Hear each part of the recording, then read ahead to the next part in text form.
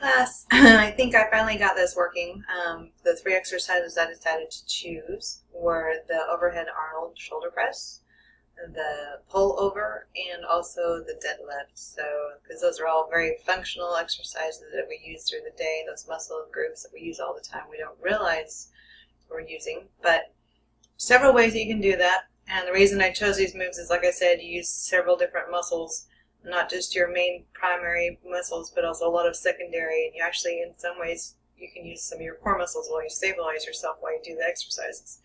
So, for these exercises, you will need a dumbbell, or a dumbbell, or dumbbells, or depending on or you can do a barbell. And I'm not going to pull my barbell out right now. We'll get started. There's 3 ways you can do your Arnold shoulder press. You can do it standing, which would help engage your abs more. You can use it on the stabilization ball, which will definitely engage your abs. Or you can do it sitting on a bench, which obviously will not challenge your abs as much as far as being included in the group of exercise. So I am going to do the Arnold sitting down.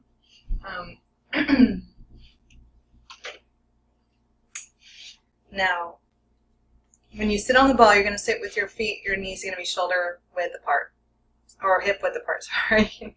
Your hands will be in the position to shoulder width apart with the weights.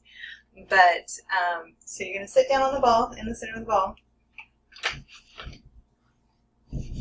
And then, start of the move, there will be a rotation that happens through this move. So what you'll do is you're going to start with your knuckles facing away from you, pointing at the wall in front of you like this. Okay? And what you're going to do is, as you go ahead and straighten your arms and raise them to the ceiling to push the weights away from you, you're going to rotate your arms slowly so that your knuckles will be facing the wall behind you. So you start here with the weights at the chin level, and as you go through any exercise on the exertion, when you're pushing the weight away from you or whatever exertion it is you're doing for the exercise, you always exhale. So before you start the move, you're going to inhale really quickly, and then you're going to exhale. And as you straighten your arms and raise them over your head, you're going to rotate the wrists so that the knuckles are facing the wall behind you. And then when you're about to lower them, you're going to bring them back down again and rotate them so that they're facing out in front of you again. And you're going to do it several times. Choose a weight that you can do at any kind of rep between 8 to 12 or 12 to 15, depending on what your fitness goals are. But you'll see that the movement needs to be fluid, and it needs to be solid and straightforward. There's no jerking mechanical movements to it. It's all one motion. Okay, so that is the Arnold shoulder press.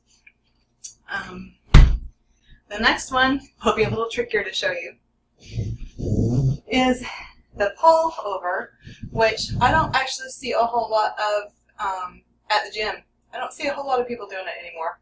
It's a really great exercise. Because for, as with the shoulder Arnold press, you do use some of the shoulder, like the deltoid. You use the rotator cuff muscles, the sits muscles, which are the supraspinatus, the infraspinatus, the teres minor, and subscapularis.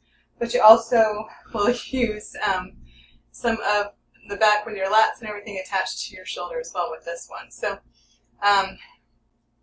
you'll also use your upper abs and part of your pectoralis minor muscle that's underneath, the underneath part of the pectoral. So this one, doing it on a stabilization ball, is a little bit trickier. Again, keep your feet hip width apart. You're going to slide yourself down on the ball, so your body's roughly parallel to the floor, and you're going to hold the weight on one end, kind of so it's sitting in your hand like this. And then what you're going to do is you're going to keep a slight bend in your elbow as you do it. Go ahead and lower it down till you feel a slight stretch, and then pull it back up in front of your face. And again, this is a very slow, fluid, solid movement. And again, choose the reps and sets for your goals that you have for you specifically, whether you want size, or you want endurance, or strength. Alright, that is the pull down. As far as the straight-legged deadlifts, That's a very functional one because we all use our lower back, our glutes. It's going to use the glutes, the erector spinae muscles that go run up and down your back from the top of your neck down to your tailbone.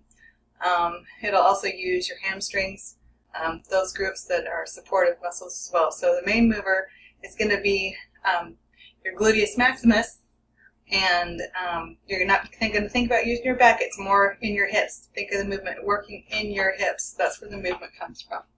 So what you're going to do is you're going to hold your barbells in front of you like this, or your dumbbells. Sorry, don't have a barbell. This is big enough to be one though. And then you're going to keep your back straight, and you're going to think, like I said, think of the movement working in the hips, not the back. So you're going to hold them about shoulder width apart, chin up, neck up, back straight, and you're going to drop forward slowly. Keep the back straight until you feel a stretch in the back of your hamstrings, and then you're going to bring it back up. Squeeze the glutes at the top of the movement. And again, all these movements are all very fluid, nothing jerky, nothing mechanical, because that is the way you injure yourself, and we don't want injuries. So this is how we do it. Roll up and slow, squeeze the glutes at the top, and continue, always continue to exhale on the exertion. And again, always keep in mind your fitness goals. Choose the right weight to do the right amount of reps in the sets that you want to do in order to meet those goals. Have a good night.